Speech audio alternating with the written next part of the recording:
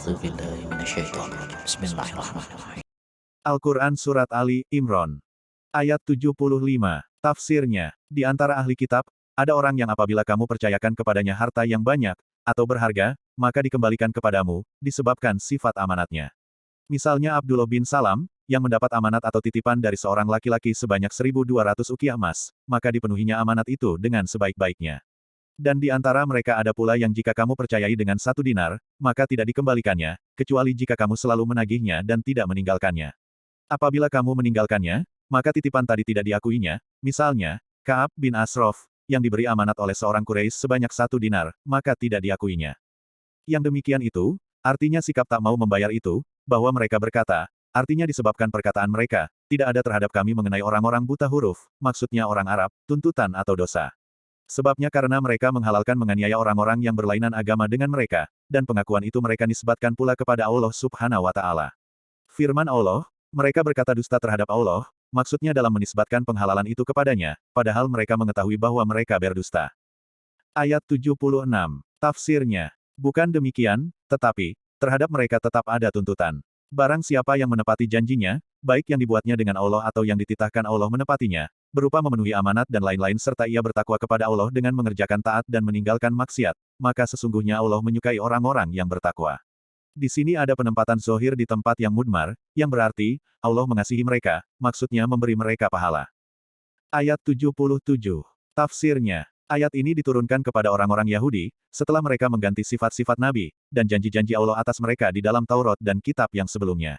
Dan mereka mengganti pula hukum orang yang bersumpah dusta, dalam hal tuntutan atas jual beli barang dagangan. Sesungguhnya orang-orang yang membeli, menukar janji Allah untuk beriman kepada Nabi, dan menepati amanat, dan sumpah-sumpah mereka terhadap Allah dengan berbohong, dengan harga yang sedikit berupa harta dunia.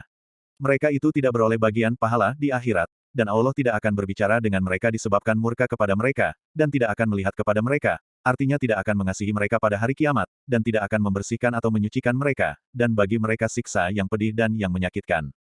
Ayat 78.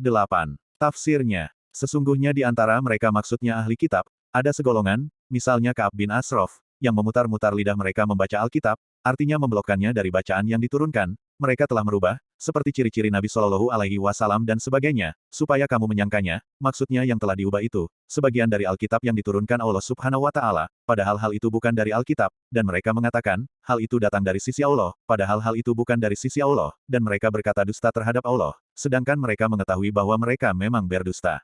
Tatkala orang-orang Nasrani Najran mengatakan bahwa Isa menyuruh mereka untuk menjadikannya sebagai Tuhan, dan tatkala sebagian kaum muslimin meminta agar dibolehkan bersujud kepada Nabi Muhammad Shallallahu Alaihi Wasallam, turunlah ayat berikut.